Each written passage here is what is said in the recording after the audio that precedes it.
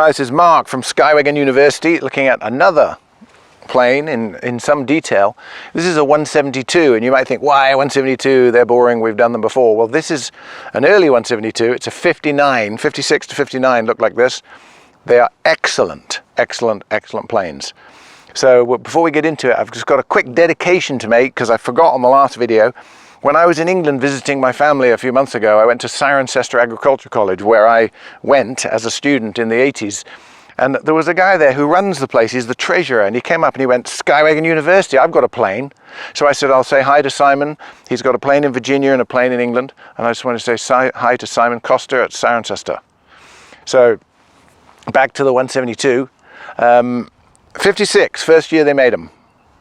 55 designed, 56 made them, based on the 170.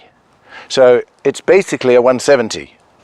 And it's on the same type certificate as a 170, except it's got a square tail and a training wheel on the front. Very, very, very popular planes. They made 3,700 of them in 1956. That's every single day of the year. That's 3.8 a day. So with weekends, they probably made 5 a day on work days in 56. This is a 59. Not a lot change between 56 and 59.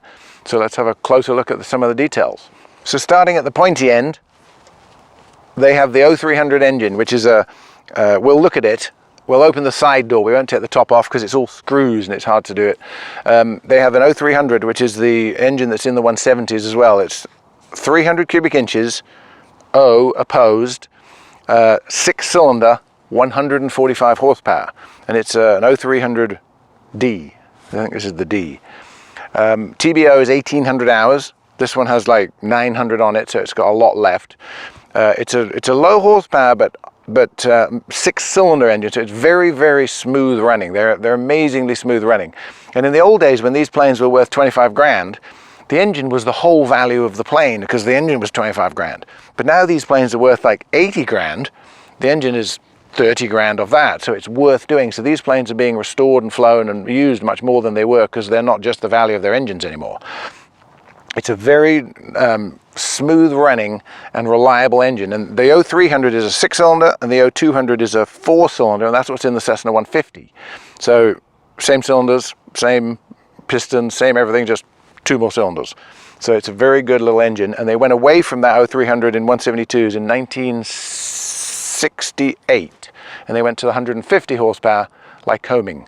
Let's have a quick look in the oil access door at the engine parts of it that we can see. 2 latches here.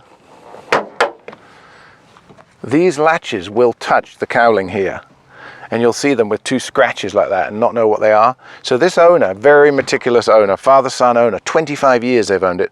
He's got 2 little abrasion pads on there, so when you open it and it hangs down, it doesn't chip it. The other thing you can do is close those while open, and it doesn't touch.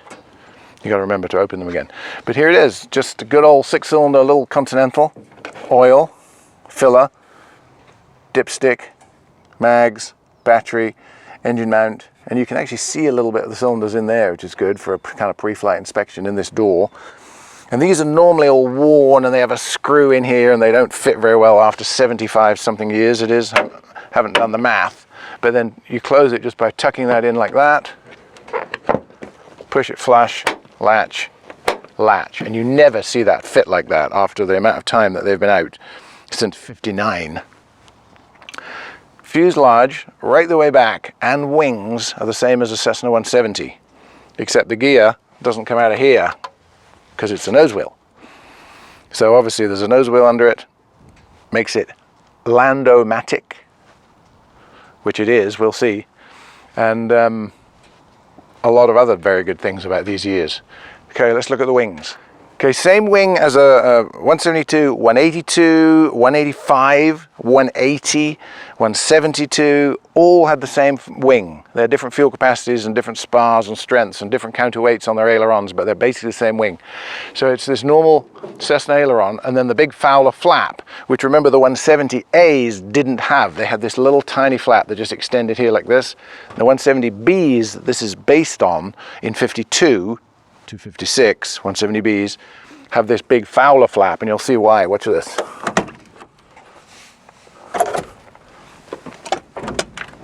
manual. And when it's like that, and you're flying, it's literally coming down like that, so predictably and controllably. There was a quick story. I was over Brackett in LA learning to fly years ago in 1991. I was in one of these, and I was in the smog and the gloom, and I couldn't see, and I knew it was somewhere close, and we didn't have GPS, and the runway's right there, and they'd cleared me to land. And they said, blah, blah, blah, go around. And I said, I can make it. And they said, well, if you can make it, go around. So I'm right over the numbers, and I go full flaps, landed on the numbers from 1,000 feet. They're absolutely brilliant. This flap is the same exact flap that's on a Cessna 185 bush plane.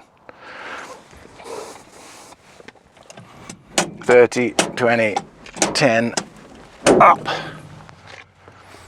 We'll fly it, we'll see how that works. Notice an absence of a baggage door. They didn't have it. Neither did 170s, the later 172s. So they got OmniVision in 60 and 61 are straight fastback. 62 gets the rear window, still of the Continental, and then Lycoming goes in a 68. But these have this exact, like a conical fuselage like on the 170, and also no baggage door on them. So you get into the baggage area, which is in there, it's behind the seat. We'll show you that when we're inside it. And then since we're in this area, look up on top of the wings. Small gas caps, inboard, metal tanks under a lid, and there's 39 gallons in there. So if you undo all those screws, lift off that skin, you're looking at a fuel tank with 2 straps over it. So it's 39 gallons of fuel on them, and they burn, this burns about 6, maybe 7 gallons an hour, and does about 100 knots, so you can do the math. It's an excellent trainer, and they're 4 seats. You don't want to go to Aspen in August with your anvils, but they are a reasonably respectable 4-seater if used at low elevation and take care of runway lengths and altitudes and temperatures. Okay, so at the back, tail fixed, not like the 182s of this era, 56 to 59, well, 56 to 59 to 61 182s have the trimmable, this whole bit moves here, the trim moves. These 50s 172s are all fixed. So it's a normal fixed square tail and a normal fixed vertical fin, straight tail. And on the 170s that this fuselage is the same as, this was all rounded. It was like rounded, really nice looking 195 and bird dog kind of tail. And this was also rounded. But these square tails are kind of the classic 172s because none of them were rounded tails. But if you get one of these planes and you're restoring it and you put 180 horsepower Lycoming in it, or bigger, and you make it into a tail dragger, which isn't sacrilege because these were tail draggers once as 170s. They become tail draggers again easily. Straight tail, tail dragger, 180 horsepower. It makes an incredible bush plane, but it's expensive to do it, but you'll see them out there and they look like little mini 180s because of the square tail. The round tail gives away the 170-ness. So if you see one of these that doesn't have a constant speed prop but looks like a 180, it's probably a 172 or a 175. And the only reason you'd convert a 175 in preference to this is more gas. They have a bigger fuel tank, but otherwise same airframe. But all conventional back here, very light on the controls. Cables, obviously very, very light on the controls. Nice, we'll see it when we fly it. Okay, we're inside it. I'm just taking off this little iPod clamp so that we can see more. That'll just dangle there for a minute.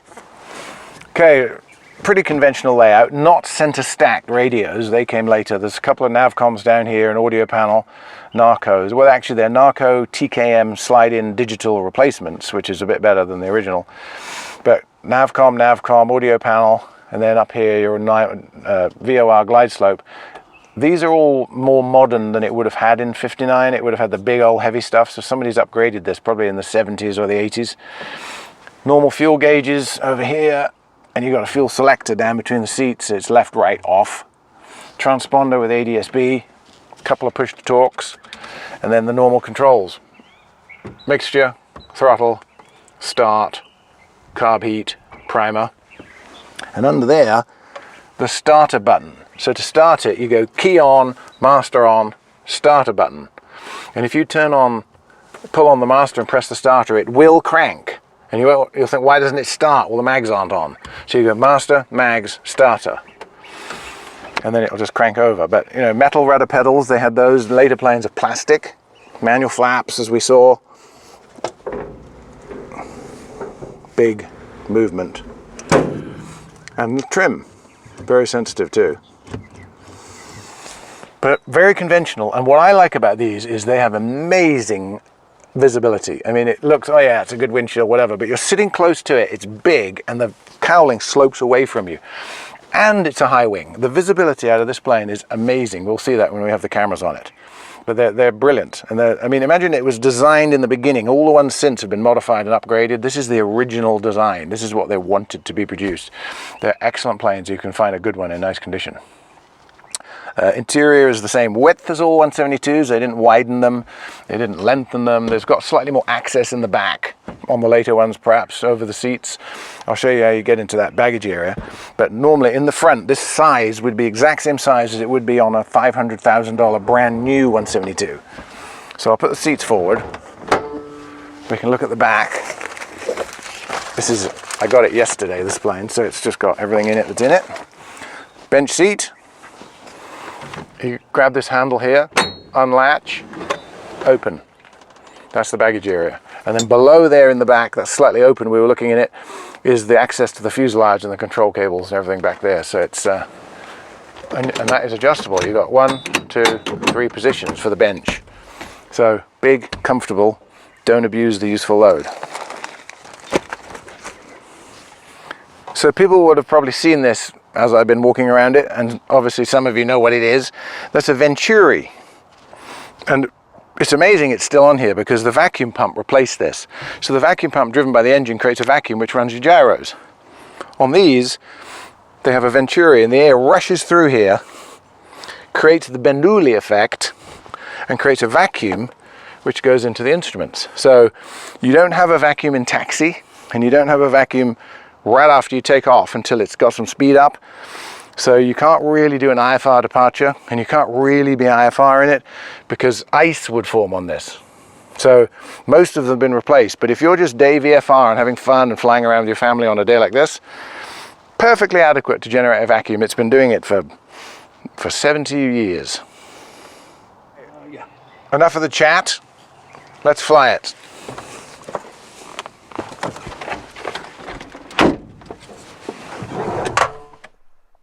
So to start it, mags on, master on, mixture in, clear.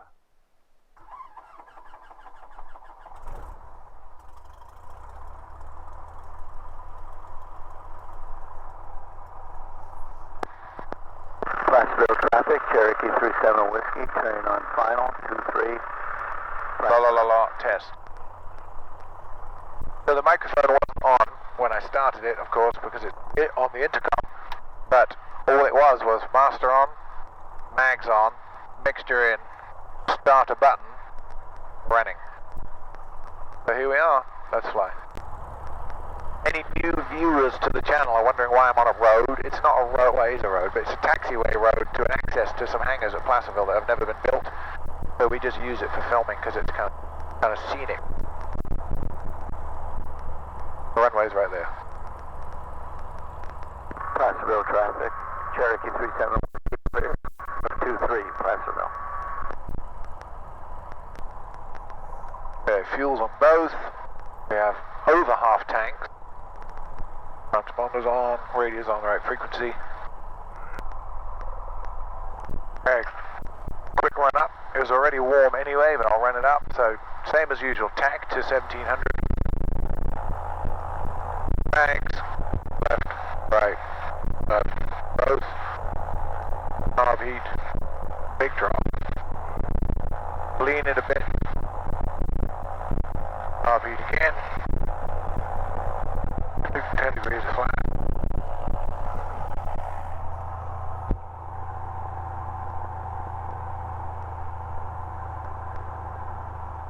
Placerville traffic, Cherokee 37 Whiskey is taking 2-3 close pattern, Placerville.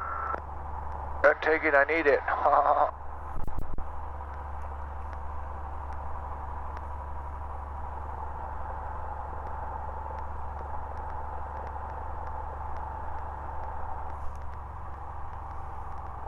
So once that Cherokee's clear, we'll go. I see the 182 up there that took off before it. Check final. Placerville, Cessna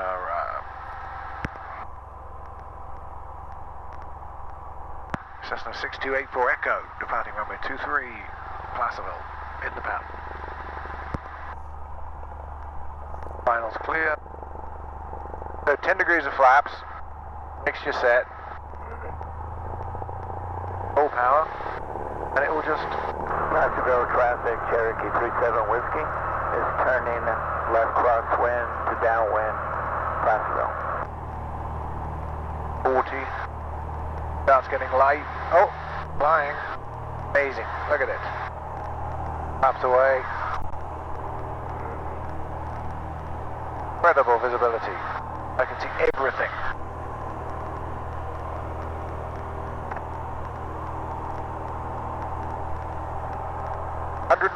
horsepower, perfectly manageable as long as you're sensible with it.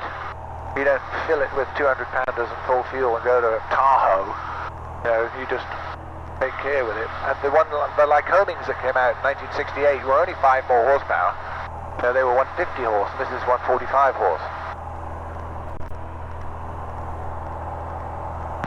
Placerville, 8-4 Echo, left crosswind for 23 Placerville, number 2.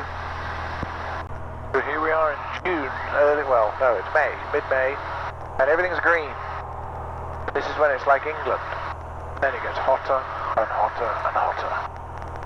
So the Cherokee is up, and there it is.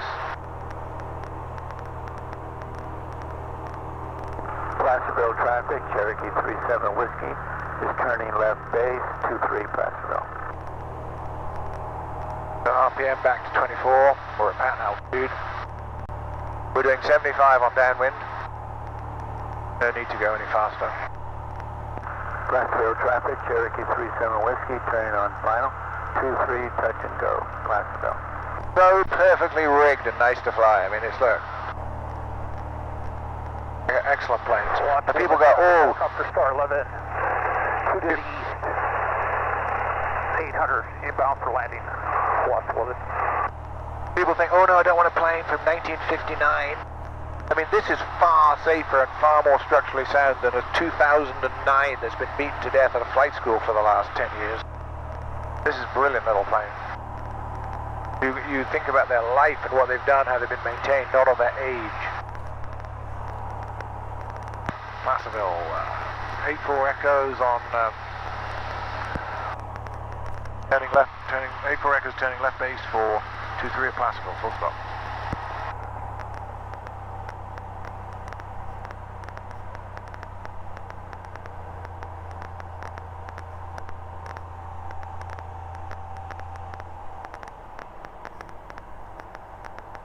Out on the wing, on the struts, there's a little bit of silver tape on both sides where the previous owner marked it, so that when you're on downwind, that silver stripe should be on the middle of the runway, and that gives you the 1,000 feet above the ground. Placerville, 8-4 Echo, final, full stop, 2-3. I'm well inside the flap arc, so I'm going to go 10, 20, 30. Placerville traffic, Cherokee 37 Whiskey, turning left crosswind to left base, Placerville. Sir, I mean, let's do 40, what the hell. I'm doing 65. Panoramic view.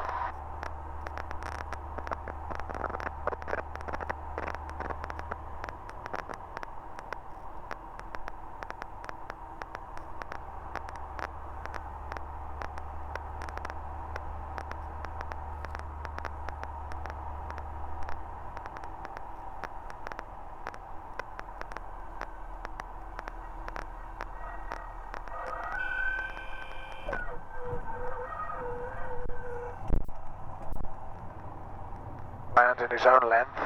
Touchdown at about 55. I haven't braked yet.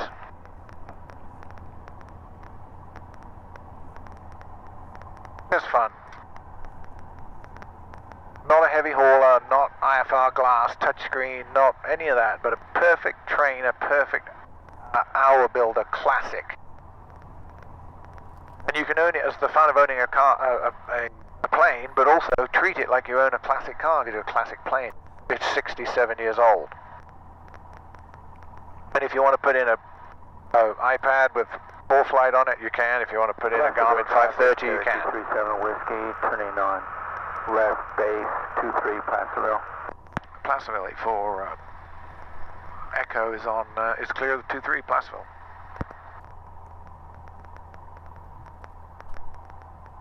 See how smooth that is? Bill 6-cylinder engine. Placerville traffic, Cherokee 37 Whiskey, turning on 23, full stop, Placerville. Here we are, back at the office. Okay, shutting down is the reverse of starting up. Radios first. And then mixture. Well, I'll leave the radios on so I can talk. Mixture.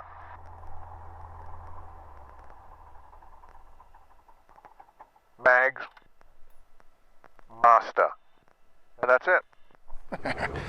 Okay, so we just did a quick look around and a quick flight of this really nice 59-172. We have a lot of videos on this channel, Skywagon University, of models, types, Moonies, Beaches, Pipers, go over them in great detail, like 180 videos on it. So look at those if you're interested. And also we've got Plane Crazy Life, which is another channel that I'm in with some friends. We do a lot of other stuff. Cole Gaither and Mike Kennedy. We go and do adventure lifestyle videoing of Plane Crazy Life. Look at it. Both channels have merchandise, shirts, hats, you know, have a look at those, and if you help the channel by buying some of those, that'd be great. So thanks for watching, and we'll, next plane is a Beaver. I keep promising it, but it's coming.